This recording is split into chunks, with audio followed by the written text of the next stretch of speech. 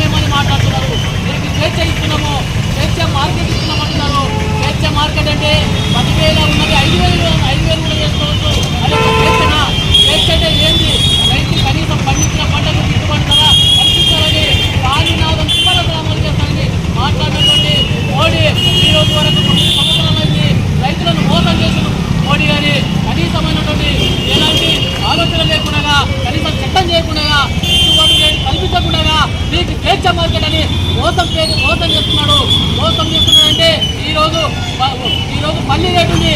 పల్లి రేటు 8,000 రూపాయలు పల్లి రేటు ఉంటే ఈరోజు 4,000 రూపాయలు అమ్ముకోవాలని మాట్లాడుతున్నారు. ఇది స్వేచ్ఛ మార్కెటా? మోడీకి ఆలోచన చేయాలి.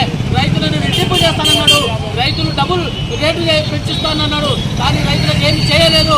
ఈ రోజు అంతా కార్పొరేట్లకు లేదా ఈ రోజు ఉన్నటువంటి ఫర్టిలైజర్లకు దాంట్లోకి మాత్రమే ఈరోజు రేట్లు పెంచుండు. ఈరోజు 1,300 రూపాయలు ఒక డిఏపీ వస్తూ ఉంది.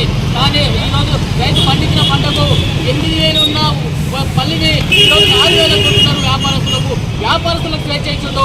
ఈరోజు కార్పొరేట్లకు స్వేచ్ఛ ఇచ్చిండు.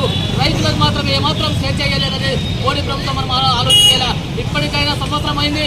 రైతులు పంజాబ్, హర్యానా రైతులు ఢిల్లీ చుట్టుముట్టుంటే కూడా రైతులకు ఏమాత్రం చేయకుండా ఆ రోజు సంవత్సరం అయితే వాళ్ళు నిరసన కార్యక్రమం చేసినా కూడా రైతులు కదంతుంటే అది మాట్లాడి మీకు రైతు వ్యతిరేక చట్టాలను మీరు వాపసు తీసుకుంటామని చెప్పి ఈరోజు కూడా వాపసు తీసుకోవడం లేదు. ఆ యొక్క చట్టాలను అట్లే కొనసాగిస్తున్నాడు.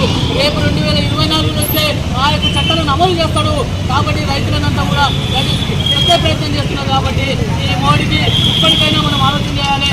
రైతులు, కార్మికులు దేశంలో ప్రజానీకనంతా ఆలోచన చేస్తున్నారు. చట్టాలనంతా చేస్తున్నాడు, అమలు చేసేటటువంటి పరిస్థితి చేస్తున్నారు. కాబట్టి ఇప్పటికైనా ప్రజలంతా భారతదేశంలో ఉండే ప్రజలు, అక్కడ ఉన్నటువంటి హర్యానా రైతులు, ఢిల్లీ రైతులు, పంజాబ్ రైతులు ఎంత నిరసన కార్యక్రమం చేస్తున్నారు. వాళ్ళ యొక్క త్యాగం వడికైనా